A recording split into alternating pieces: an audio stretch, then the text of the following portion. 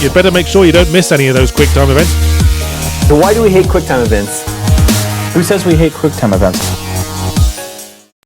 I'm your strong fin, Shawn Richards, and joining me are four of some of the most excellent people here at MONG. Hosting us is Esteban. Hi. Joining Kim is Matt Batson. Hello there. Are we doing this? Is this the video podcast too? Yeah. They're all going to be seeing our faces. If you're watching this, the lens is fitted with special technology, so you can see all of the holograms. Whoa. All right. Okay. Next to him is also Matt. Hey, how's it going? And then last but not least, we have Steven. Hello. All right. All right. So, if you're new to QuickTime events, usually we have a timer set up to where everyone gets all the news out in a specific amount of time. However, seeing that this is a special E3 edition where we're going to be going through the entire Microsoft conference, we're just going to see how long it takes us and see how far we go. So we're going to be going through all the news. Esteban, start us off. All right, great. First off, Microsoft started the conference with Halo 5 Guardians, and we saw some gameplay out of that. Let's see. I believe there's going to be 4-player co-op. I think they showed that off. I noticed that it seems like you were able to mark certain targets or make certain commands to your other squad mates. Be like, hey, attack this. And they had other characters, like Nathan Fillion's character from before is in there. I could have swore I heard Keith David. Yeah, I thought I heard that too. I thought that was really weird. But yeah, I'm pretty sure Keith David's in this. Yeah. And you'll be playing half and half as Agent Locke and the other half as Master Chief. I'm not sure which comes first or if it's mixed or not. They also showed off some multiplayer in a new mode specifically called, I think it's a new mode, Warzone, where it's basically player versus environment, essentially. So. Thoughts, everyone? Yeah. I feel like it's another Halo game. I mean, I'm excited to see when this comes out, but honestly, I'm going to wait a little bit until I complete the Master Chief Collection before I get my hands on it. Plus, with so many other games coming out this fall, it's almost going to be lost in the shuffle, and it's rare to say that a main Halo game is going to be lost in the shuffle during this holiday. Yeah. I think the reason for that, though, is because it just feels like more Halo. I mean, I know you're getting to play as someone else, but that's not necessarily anything new. I mean, we were playing as the Arbiter before, so. Right.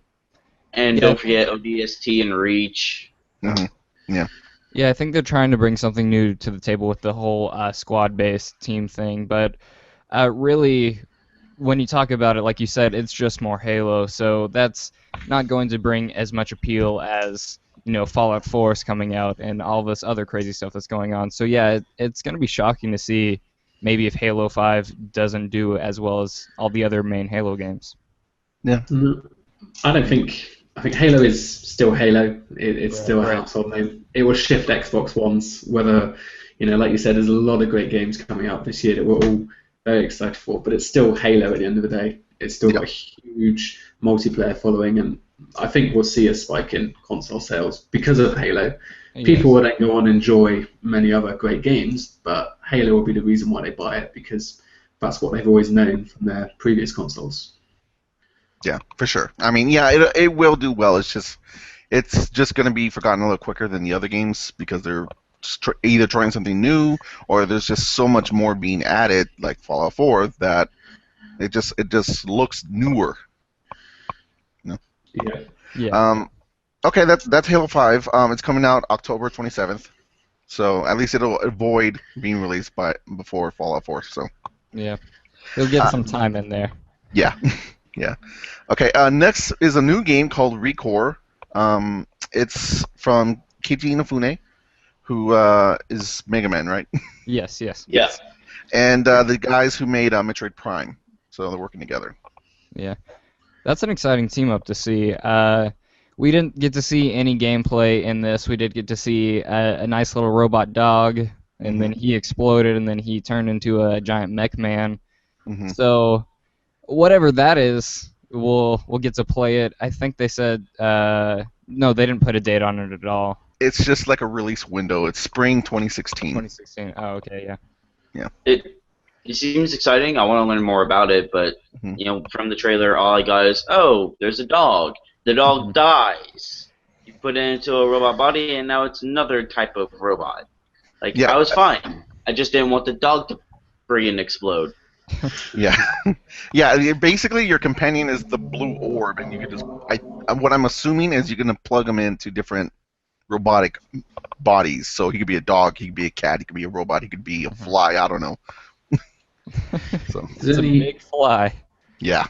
Did any of you guys get an impression that the artwork felt very much like Borderlands from this, or was that just me? Because when I walked in, it just kind of had that look to it. Maybe it was just the kind of more cartoony art style as it was. But when I turned it on, because that's when I came into it, I thought a little bit. I didn't see what you mean from the art style, but I did see what you mean from like the way the robot looks. Just kind of got sort of a claptrap vibe from that, and also from the environment itself. It gave off a vibe of Borderlands, but as for the art style itself, I didn't get that vibe. And no, then, I could see that. I could see that. I mean, actually, because of all the robotic stuff and just I don't know. I guess kind of the art, the palette of the trailer. I kind of had like a Destiny feel, at least aesthetically. But no, I mean Borderlands works too. It's sort of similar. And then coming from a completely different place, I felt like the music gave off a very Star Wars vibe. I don't know if that was just me. Sure. But it sounded like a John Williams score. Yeah, that works too. Yeah. Okay. Just getting all the feelings and vibes from this game. Yeah. We're full of the feelings here at MONG. Yes. Yeah, all about the feels. Yeah. Okay, that's record. Next, Phil Spencer came on and announced a few things. First off, there's going to be Xbox 360 backwards compatibility for the Xbox One now. Starting I believe this holiday season, there's going to be 100 titles that'll work with it. One of them for sure will be Mass Effect. Yep. Mic drop. That's it. That's it. I don't think this is that big of a deal. A lot of people complain about like not having backwards compatibility with these stuff, but last gen, I forget, it was either Sony or Microsoft, but they put up the numbers saying why, but barely any users use that. So it'll be cool when it first comes out and everyone will play like something, but you're not going to be spending most of your time with backwards compatibility. I care more about the new games that are coming. It's just nice, I think. You're right is that it's not that big of a deal, but I would have like if when I'm going to get an Xbox One, because I don't have one yet, but when I get one, if they had like two different SKUs, like one 400, 1 terabyte, but no backwards compatibility, and then like one for 500 with it, I would have bought that 500 one because it's just nice to have. It's just a nice feature. Yeah, just a convenience thing. Yeah. I get that. Yeah. One thing that sorry, Go on. one thing that I will say that about it is, one, it's probably just going to be an update. They're probably going to release it in like a November, December update that, we can patch in backwards compatibility like they did with the whole always online thing. They patched that out. And second of all, one thing that they did say is that they're working with the publishers to do that, which means that, not saying that publishers are going to be doing this, but we could be a scenario where, we're going to have this definitive edition of this game coming up for Xbox One, so we don't want it to be backwards compatible, so just turn that off for our game.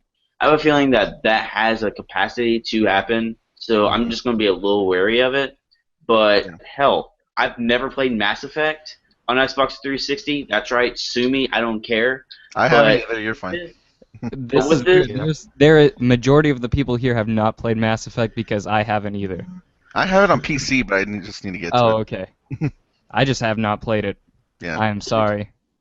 That's great. And also, like they said, that even if you have your games digitally on your 360, that they'll just pop up on the Xbox One. So I'll probably just like, oh, hey, Borderlands 2, BioShock, games like that I loved and played on my 360. I can just play on my Xbox One, pick them up and play. So it's amazing. I like the idea. I think that this was a big thing that Microsoft has, and it's something that I feel like Sony needs to step up and get with the system on. I mean, they do have PlayStation Now, but that's a completely different style or a different approach to the whole backwards compatibility problem. Mm-hmm. And yeah, go ahead. It is disappointing that there is no more like hardware backwards compatibility, so that this kind of thing where they could possibly turn it off can't happen. Mm-hmm. But I'll take what I can get, and so to speak. Because I mean, at the end of the day, you could just go out and buy a 360, play those games. Just the same way you can just buy a Super Nintendo and play those games. But it's just easier to get it on the Virtual Console or on your Xbox One now. It's just a convenience thing. That's all. Yeah, I think it's going to be mainly for kind of the newer generation of gamers coming up that can then pick up an Xbox One and then have this much larger library to kind of pick up and play. We talk about how exciting it is, but I haven't turned on my 360 since I bought my Xbox One, other than to watch Netflix upstairs. So it's like I don't need plenty of those games. But for those new people, you can now say we have a library of 1,000 games rather than just a couple of hundred. Mm-hmm. So right. Also, if you've done what I've did with Games with Gold, like I've not touched my 360 in about a year as well, but I've got a lot of Games with Gold games. So if they can transfer Xbox One digitally, then yeah, that'd be interesting. They didn't really touch on that, but yeah, that's true. Yeah, but I think it's going to preview members right now. Sorry, go ahead. No, I'm just saying. I think I'm certain they announced that it's going to preview members today. So it's generally released in November time, but preview members are going to experience it soon. So we'll get a few more answers, I think, soon. Yeah. Yeah, no, that was right. Yeah. And then including the Xbox One features like screenshots and streaming and that kind of stuff, that's also nice. It makes streaming Xbox 360 games a little easier. Yeah. Yeah. It's a cool feature. Yeah, it's nice to have. Mm-hmm. All right, moving on. Phil Spencer also showed off the new controller, or rather, trailer did.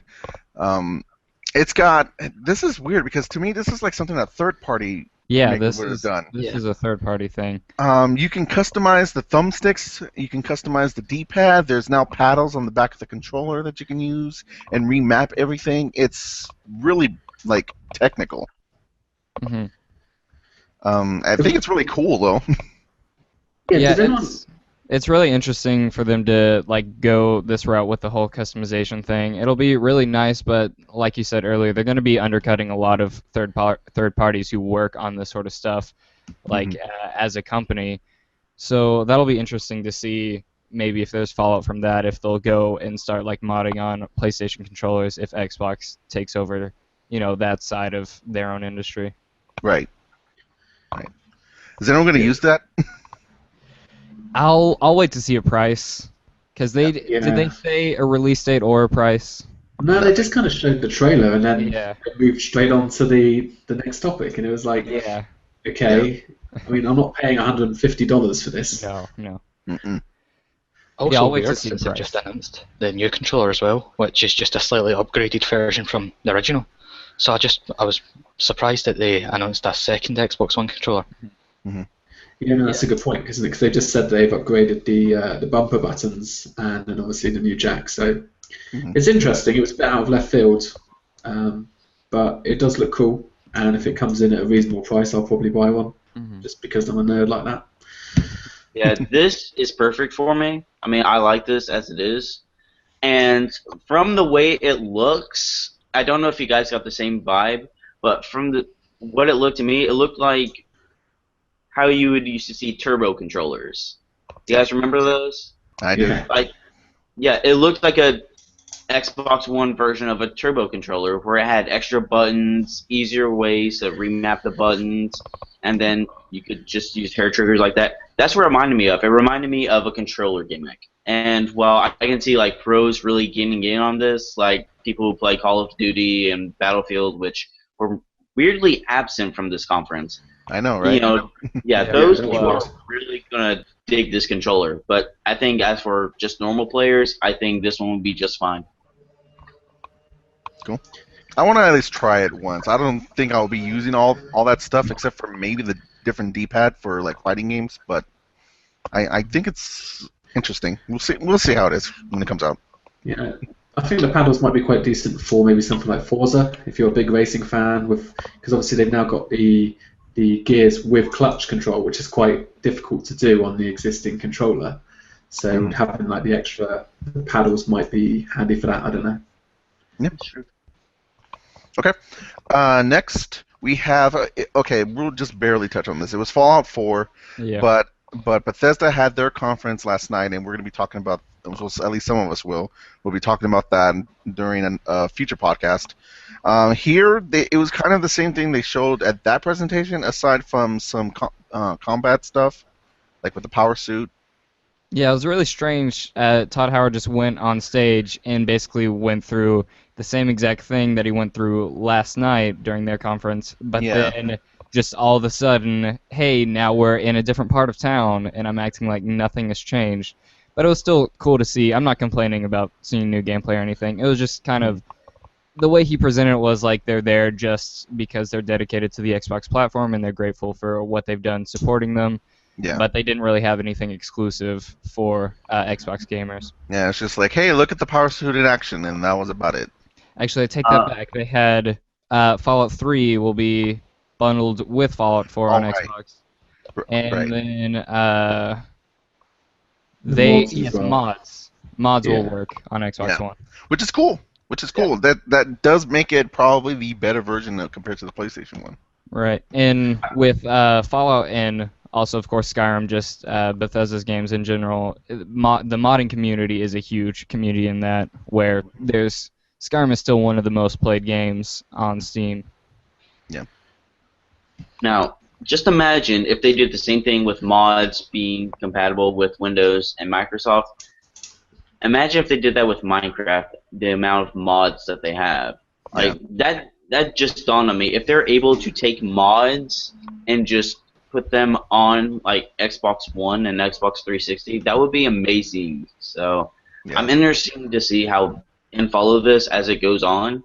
So if it works, I'm excited. If not, just nice try, I guess. Yeah. Nice try. Yeah, at least making the effort. Okay. Next, we have it was sort of like a showcase for EA Access.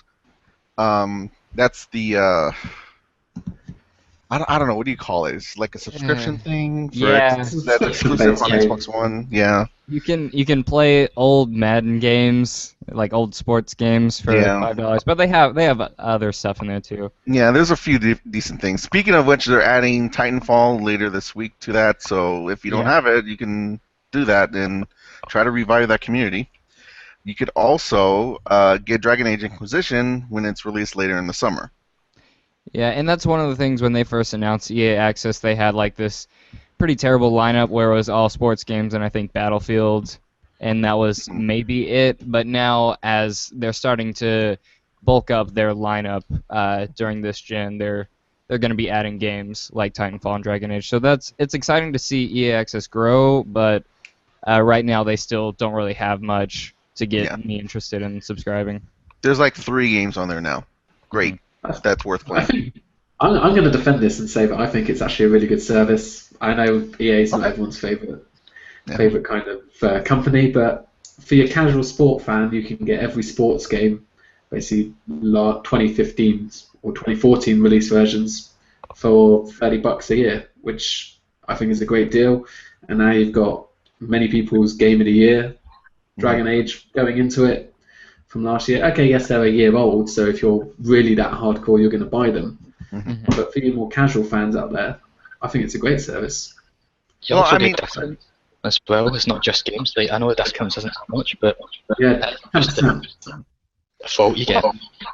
Well, I mean, if you're a really big EA fan or a really big sports fan, then it's pretty good then. I mean, it's just maybe it's just niche.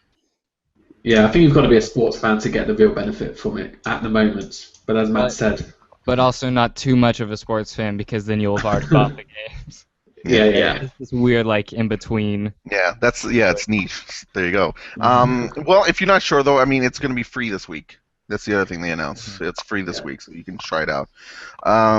Moving on, we have Plants vs. Zombies Garden Warfare 2 announced, and that's going to be coming out in the spring of next year.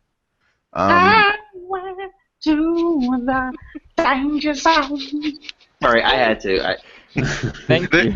It was a good song. It was a good song to go with it. I played the first one. It was fine. It was fine. Yeah. Yeah. That was a game that, you'd see people playing, but no one ever really got into it. Yeah. I mean, I'm not mad there's a sequel. I mean, I'm sure there's someone who is like, okay, I'll play that, sure. Yeah. And it looks like they have a lot more different plants and everything, including to me it looked like a Metroid orange. Yeah, I cracked up at that. Yeah. So I mean that's fine. Okay, fine, sure, whatever. I'll probably play it free at some point. Yeah. Moving on, we had next was Forza Motorsport 6, and it was cars. Also over 450 cars, and then cars, and then finally cars. And then there was the bit at the start where they lowered the car as well, so more cars. Yeah. Henry Ford III was there. Yeah. It was cool. It was cool, but it was just kind of like that happened. Yeah. And is anyone a fan of like the simulation racing games here? Yeah, I'm a huge fan. I don't know anyone who's a huge fan of that, actually. Hello. Well, there's one right there. Yeah. Okay. I'm on my own. I play all by myself, as always. I've played every Forza game. I do love the Forza series. It's a great series. I'm excited for it. But like you said, it's just more Forza. If you like a sim racer, you buy it. If you don't, buy Forza Horizon or something else. That makes sense. Need for Speed. It's for a specific audience, and that audience is happy with what they saw. That's what I think that sums it up. That's cool. Yeah, it looks beautiful. Definitely look beautiful. Cool. Well, guys, before you move on, I'm going to go ahead and bow out. Hope you guys have a wonderful rest of the podcast. All right, great. Thanks for being here. Okay. Moving on. We had a trailer that announced Dark Souls 3 and nothing else. Yeah. Just a cinematic letting us know that existed. Yeah. That's fine. It exists. People who like Dark Souls like it. Didn't we? Basically, everyone knew that. Hadn't it been kind of leaked last week anyway? Yeah. Yeah. Well, it's interesting. Has anyone on the site talked about the leak yet? I don't know. Because in the leak, apparently it said like over an hour of like cutscenes in the game, which is very weird for a Souls game. So I don't know if this one will be more story focused, and I'm not sure how that'll end up. Well, it was literally just a cinematic trailer. We know nothing about it other than it exists. So it'll be more Souls most likely, like you said. Maybe a bit more cinematic, but there were some rocks, there was some dust, there were shadows. An old woman or something, big old creature-looking thing that they focused on for like 10 seconds. He had a big sword. Okay, moving on. We've already talked about the trailer more than I thought we would. I mean, it was just a trailer. Okay, The Division.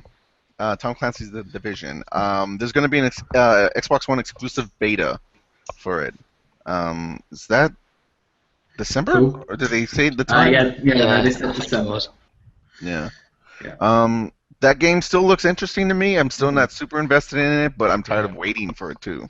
Yeah, they've shown a lot of it, and I'm glad they didn't show too much of it today. It was mainly just a little cinematic that was kind of more story focused. But yeah, I've seen all that I want to see of this game, and I'm glad that they kept it short today. Well, remember, Ubisoft have their own conference in a few hours' time. Yeah. Yeah, that's true. Yeah, they'll probably show more about it then. Yeah. Yeah. I just hope it doesn't do what Watch Dogs did. Yeah. Show too much and then by release It's like, I think that's already in danger. just doesn't isn't it? deliver what people thought. It's already in danger. We've seen too much of it. Just give me the game now. I'm bored of watching it. Sure. Okay. This is actually kind of like the rapid fire part of the conference. Immediately after that, they talked about Rainbow Six Siege, and they showed a trailer.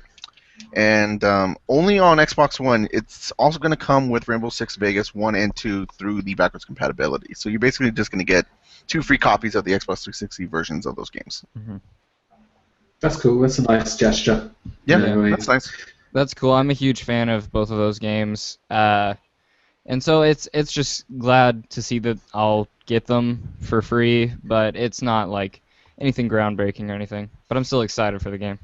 Yeah, I already have the first one. I already played it. I haven't played the second one, so maybe this will be my way of doing it. I don't know. The second one's good. Yeah, people or fans of the series are going to play it. If you're new to the series, you're probably just going to still play the new game anyway, because why would you play the old gen games when you've got the nice shiny new one? But Sure. For people who haven't played it, though, to be like, well, I have something else to do now, too. yeah, it looks cool again. If you're into that kind of tactical shooter. Sure. Next, we have Gigantic, which was, I believe, just a trailer, and it's a free-to-play game. Yeah, I think this is their MOBA that they've been rumored to be working on. Maybe? I don't know. I mean, it was They were basically... saying, they were introducing it as like, these are your heroes, and they've got stuff. Yeah, that was very much the vibe I got off it. You know, that it's going to be this new MOBA. I mean, the beta's coming out in August, so we'll be able to... Yeah. I'm sure there'll be more information before then, but obviously the beta you can pick up and check it out. Maybe. I still have no idea what MOBAs are, though, so other than that, You don't want to know. You I've dipped Stay my as toe far in away it. from and- them as you can. Yeah, I dipped my toe in it. I was like, I have no interest in this. Yeah. And then we had a sizzle reel for ID at Xbox, and showed off a whole bunch of indie titles, but there was only a few that were like actually showcased and given some time. And the first one was Tacoma, which is coming first to the Xbox One and PC next year. God, I don't even remember what it was. It's Fulbright's new game, and it's just a first-person experience game. And they're in space, talking to Thor's dad, Odin. Yeah. Captain of the spaceship. Yeah, it looks cool. Yeah, this I'm gonna say something after I go through all of this, but it's sort of the problem I had with all of these. But the next one was Ashen, and that's gonna be an Xbox exclusive. It said Xbox console exclusive, so I'm assuming that means it's coming to the Xbox One and 360. Possibly. I'd imagine they're probably more focusing on Xbox One now. Yeah, but it said Xbox console exclusive. Otherwise, I was like, well, if it's Xbox One exclusive, they would have said Xbox One. Yeah, that's true. Unless it's coming to Mac or Linux. Yeah. But that was kind of the game. It was like in a ruined world, and it was like an open world and survival. And they were talking about how you had to, whether or not who you could trust in the world. So there was a hint that there was maybe some online elements. Yeah, I got that from it some too. weird monster thing floating up or something. Yeah, it looked a bit like I think one of you guys said it before. The Last Guardian. That was kind of almost like the vibe that you were getting from it. But I guess that was just the monster that was in the trailer that kind of gave that vibe. Sure. Yeah. Next we had Beyond Eyes, and that's going to be coming out actually in December of this year. And it's first on Xbox, so it'll probably be released on other platforms later. Art game. Is this the game where they had to come out and say, because the developers, the guys who used to be at Irrational, they were going to make, I forget the name of the game, but similar concept but more geared towards horror, where you were playing as a blind person, but there was like a monster chasing you, and you had to be aware of your elements that way. And then I heard that there was another developer who was doing another game about a blind person. They had to get out in front of it and say that we're not copying your idea. So unless I'm just forgetting the name. I didn't see anything horror related in this, so. Yeah, but still, this is it's not the same idea, but they're kind of. This is going to be 3 games with the same concepts, like at its core. Yeah. So that'll be interesting to see. I mean, that's a good concept. It's just sad that 3 people came on 3 different companies at the same time. Yeah. Yeah. I mean, the fact that you're playing as a blind girl, I mean, that itself is horroring in its own sense, surely. I mean, how the vibe of the game actually works would remain to be seen, but it looked quite colourful from the trailer, I would say. Very, like you said, very artsy. Yeah, and then from the sound of the one from the Irrational guys, it was going to be a whole lot darker. Yeah. Okay, and then the last one that got like a big push was Cuphead. And this is a Xbox console exclusive again, so again maybe 360 and Xbox One, I don't know.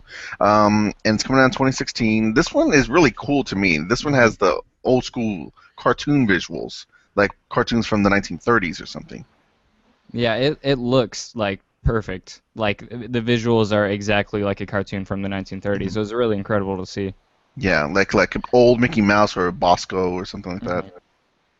It's crazy how they managed to design it. I'm sure I'd heard something about this game before E3, but most of the screens and animations have actually all been done by hand in order to create that authentic look. I don't know how much that's true, but if a lot of it's been done by hand, that must be a lot of hours of work. Yeah. Okay, real quick, I just want to point this out, like I said I was going to. My problem with Microsoft is that they really don't seem to know how to showcase indie games, and this is kind of indicative of that for me, because I can barely remember any of them. Cuphead is the only one that really has me interested. All the other ones are just, like, the first 2 I already forgot. No, I'm really excited for Tacoma, but that's more based on, the guys that made Gone Home, so they've already got, they've already got their...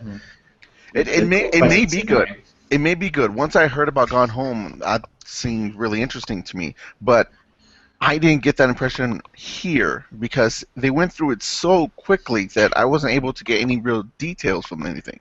Yeah, and I think that's just the nature of showing off indie games at E3. Sony kind of does the same thing, where they're not going to give it as much time as they're giving their big AAA games. I mean, minus like No Man's Sky more recently, but they're not going to give most of their time to one of these games individually, so I think their mindset was to just show that they care about indie games and show, that they have a bunch and not just like Ori and the Blind Forest and just have like one special one that you should pay attention to. They're trying to make you see that they're really trying to get all of these indie developers on Xbox. Yeah, I think that's a good point. We've also got to remember, us here, we're all gamers, what we would consider maybe on the more hardcore side. These kind of indie games, whilst beautiful and some of the best games we've played, they don't appeal to the mass market. Right. And you need to give the games, the big budget games that appeal to the mass market, the time. They've only got, an hour and a quarter, hour and a half? They've only got so many minutes, and they need to show off the big titles to get in the summer blockbusters, as it were, of video games. Right. Okay. Next, we had the introduction of Xbox Game Preview, and essentially this is Steam Early Access. Yeah. It's going to allow you to play demos of games that are currently in development, and the first lineup is The Long Dark, Elite Dangerous. Oh God, what was the other game? There's also DayZ, and then there was a 4th game that I can't remember. Yes. This one was one as well that kind of, when they were listing off games, like you said before, it just kind of gets lost. Rather than focusing on one game, they just kind of go for all of them. But let's see, the guys, they've talked about how we'll be able to now preview games, try them out, try before you buy, which in theory sounds good. But obviously, sometimes games that haven't yet been completed, it can sometimes backfire because people end up with a bad experience because they're not the final product, and then never actually end up going back to them and playing them again.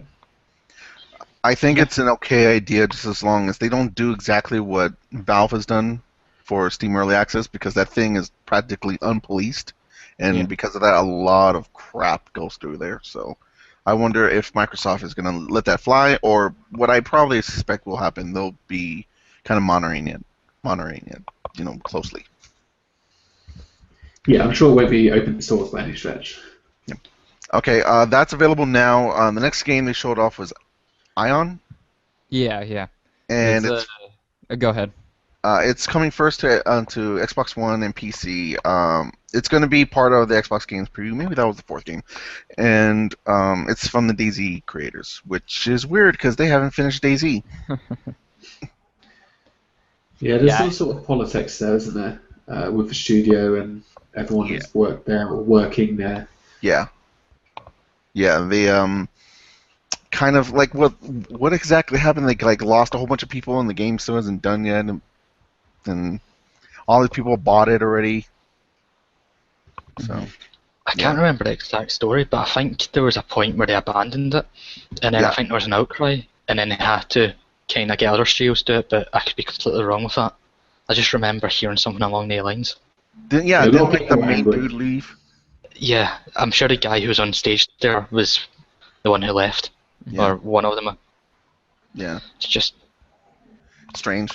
It's like you say, it's politics and. Yeah, but it's in space, which we all know is far cooler than zombies anyway, so that excites me. Yeah. Maybe you'll have to make this. Who knows? Next was Rise of the Tomb Raider, and I know when we were watching, there's a lot of people in our personal chat Shawn, who were like, like, is this real? Yeah. Is this real? This isn't real. This isn't real. I'm like, oh, you know what? It's real. It's just very, very, very scripted. Yeah, and Tomb Raider, it's had its moments like that. Like, if you remember in the last game where, this is going to be very unspecific because I don't remember. There's just a building exploding and you're like running out of it to try and, I don't know, jump onto a plane or whatever Lara Croft does. But yeah, Tomb Raider just has those moments. Same with Uncharted, where like you have this experience, this world that you're in, but now it's going to basically funnel you into the next big part of the story. And so that just looked like what this was.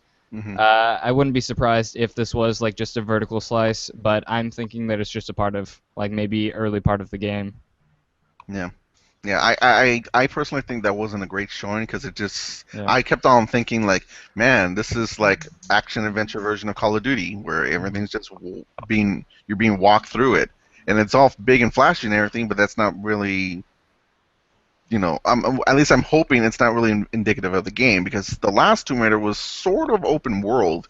So while there were scripted events, there was plenty of times where you're just kind of doing whatever you wanted. Yeah.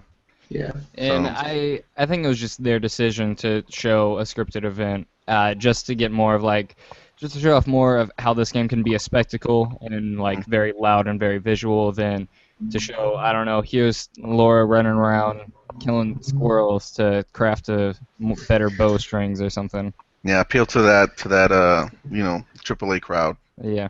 Yeah. Did anyone else think it was telling that they didn't put a date on this, even though they put a date now on Halo, they put a date on Forza? Oh, they did. No, they No, they didn't. They just said holiday 2015, didn't they? And then at the end, they flashed 11, 10, 15. So it's coming out the same week as Fallout 4. Yeah.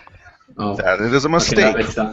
Those are going to be very different games, though. But still, that's going to take a big chunk out of Tomb Raider's audience. Yeah, that is a mistake. They literally could have released it a week earlier or a week later, and it would have been better. Really, anything coming out after Fallout 4, even in 2016, it's just not getting played. No one's going to. Real quick, we had after that Rare Replay, which is going to be a collection of games made by Rare. There'll be 30 of them for $30, and it's coming out on August 4th. Yay! You got some Conquer, Banjo, Perfect Dark, Battletoads, other Rare titles that people didn't play. Yeah, I wonder if Wizards and Warriors is going to be on there. Yeah. That's the weird thing, though. They didn't specify exactly what those 30 games are. We Yeah, didn't see like a list. it was just kind of like a sizzle reel and like just some covers of the games and stuff, just to get you excited. Yeah. I'm but excited. yeah, Yeah. yeah. Was it Shawn who said like it's the banjo is only nuts and bolts?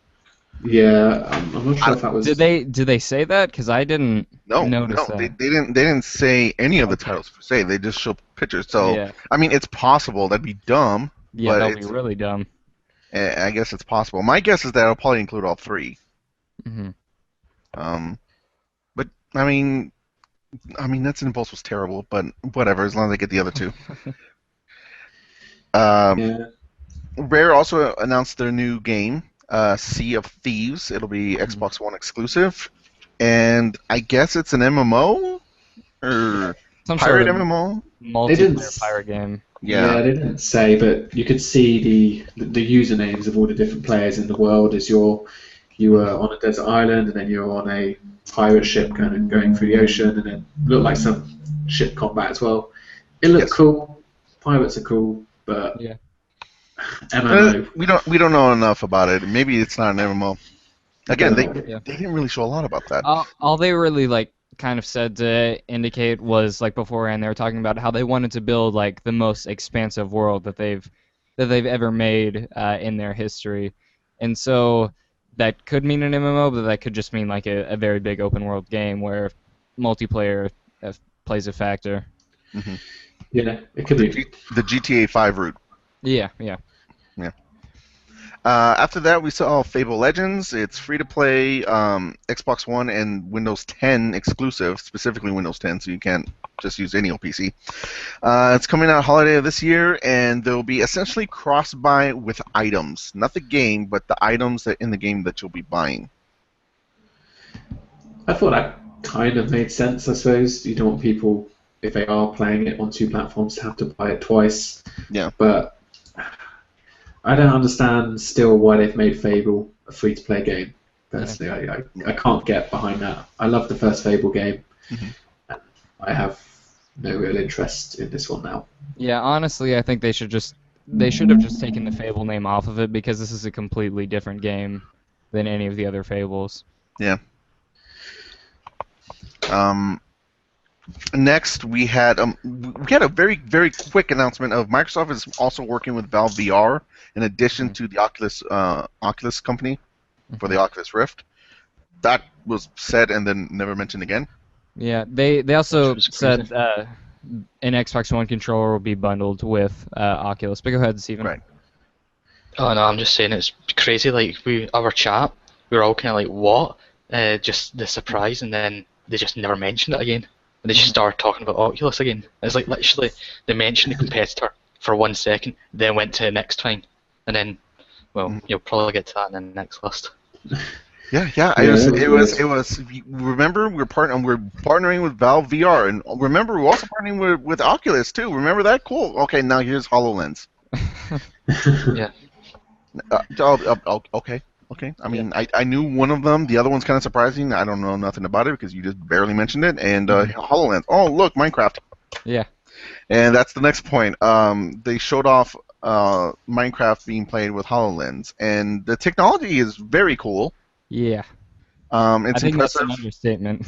Yeah, it's cool that you had like just this table, and then you created an entire world out of that.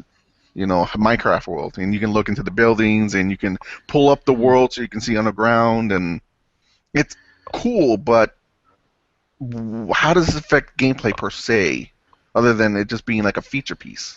Like, ooh, look what I can do. And that's it. That is true. I think they just kind of wanted to show off what HoloLens could do, and using Minecraft to do that also attracts a whole bunch of Minecraft fans too. So it was just sort of like getting everyone's attention just to see how cool HoloLens is. Mm-hmm. Yeah, I think Minecraft is something made, well, I mean, I don't pretend to know, but based in augmented reality, probably something very easy to design for because of its kind of block features. So that's probably why they used it. And as you said, it's a big name in the household. I personally don't see how HoloLens is going to become a stable piece in the video game industry. But I think the tech is amazing, and it will have a place somewhere in the future. Yeah, I remember when they first showed off HoloLens in, I believe, January, and then they showed off like him wearing the VR thing and like busting through a wall and being able to see it in first person. That feels more impressive, at least from a gameplay perspective, than this. Well, Because you're actually playing the game in first person, and I felt like you can actually interact with things more. I was gonna say, I feel like this was more impressive, like Matt was saying, from a tech standpoint rather than its application to gaming, because you just created a hologram in front of him, like that's like some Tony Stark Iron Man shit. Yeah, and really it was just it was just really impressive to see. And going back to like a gameplay thing, really the only game that I feel like this would work with besides like as a game by itself rather than just being a feature is something like how he was doing, like affecting weather and all that stuff, like maybe like SimCity, just some sort of thing where you're like a god basically. A strategy game. Environment. Right. That would be awesome, actually. Multiplayer SimCity, just being a god and destroying your friends' worlds. Yeah. They could have Godzilla Simulator. You could be Godzilla. Yeah. Okay, last part, we had confirmation of Gears of War Ultimate Edition, and instead of being Gears of War Remastered, that's what we first thought it was, but now it's Ultimate Edition. It's coming out August 25th, and it's remastered version of the first game. Boo. And not the other two. Not the other two. No. I was waiting for him to just say, "Oh, and by the way," when he said "and by the way," I thought he was going to be the other two games were in there, and then he just moved straight off that. Yeah. No. Instead, he showed off a brand new Gears of War. I mean, who wants that? It was Gears 4. I noticed that the logo says Gears 4. I wonder if it is just Gears 4 as opposed to Gears of War 4. Yeah, because this didn't look like. Yeah, they didn't really look like they were soldiers. I mean, when you think of Gears of War, you think of like the gigantic, freaky muscle men that are Marcus, Phoenix, and company. And these were like, even the dude, he was just kind of like a normal built dude. Like he was still muscular, but he didn't look like a freak on steroids. But yeah, these just kind of looked like normal people, but with like military equipment. And I liked this presentation a lot. We got to see gameplay. The tone of it was very different. I mean, you've had like shades of like being very dark and horror in Gears games before, but usually it's all very loud action. This was a lot darker. The weather was going crazy. I'm not sure what was up with that in the game. That might be some sort of story element going on there. But yeah, they have the same weapons that you typically see in Gears games, and then there were new enemies though, so it'll be interesting to see if those guys are part of the Locusts or whatever else enemies are out there in Gears lore. Right. I'm not the biggest Gears fan. I played the first one, thought it was okay. All the other ones, okay. And this one seems very different from the other ones, but not necessarily in a way that interests me. So it's like, well, this is another game. They're trying something different, which I can appreciate, but I have no interest in this game right now until I see something else. I'm a huge Gears fan, but even like with the different tone, I'm still very excited just to get more Gears of War that's not Judgment. Sure. Okay, and we're a long way out, aren't we? It said holiday 2016, which we pretty much all expected anyway. But yeah, they've been kind of like this year's Halo, this year's Gears. So. Yeah, and that was the conference. Phil Spencer ended with the speech, and then that was it. What do we all think overall of the conference? Were you happy with it? Were you just not happy with it at all? Somewhere in the middle? I thought it was a good conference. I think everyone really appreciated the backwards compatibility thing, even though obviously we gave our opinions for, but obviously everyone liked that. We saw Halo, which was good. It was pretty much as expected, I think, for the most part. There was no real surprise other than that backward compatibility, but when you compare it to, maybe previous conferences that they've done, I think it was a good show. It was all about games for the most part, which was good. The Gears thing, like I said, left a bit of a, even though I don't need it, it still left a bit of a sour taste having the not having the trilogy. Yeah. I'd give it a solid 8 out of 10, I would say, or generous 8 maybe. I was kind of lukewarm on it. I typically find the Xbox conferences to be fine, never amazing aside from a couple of them. But this one, especially when they were like, "Oh, this is going to be the most games we've ever had," and they're hyping it up and everything, which they always do. But and there was nothing here that really blew my mind. If anything, it just felt like, wow, we are still in the mindset of what we were with the Xbox 360. And with the new console, I would expect something different. And we didn't really get that. Halo 5 looks like another Halo. Gears of War, to me, is different, but not that much different. All the other games, we have random indie games that are barely talked about. We have random free-to-play games that will probably never be mentioned again. And some new games look cool, but we don't know enough about them. So nothing here got me really excited.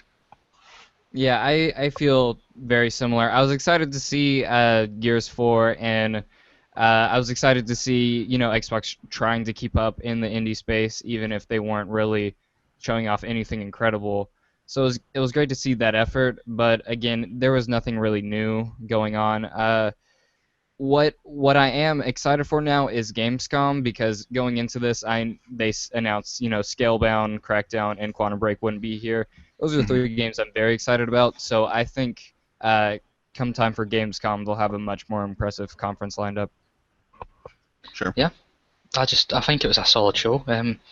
My biggest disappointment was no Windows 10 stuff, but that's going to be revealed soon. I just want to see how, I know they discussed Windows 10 with games, but I just want to see how the Xbox One interacts with it as a console instead of games machine. But I think it was a solid conference, probably one of the best ones I've seen from Microsoft. I've not seen many though, so it's not saying much. But yeah, I'd definitely go 8 out of 10 probably.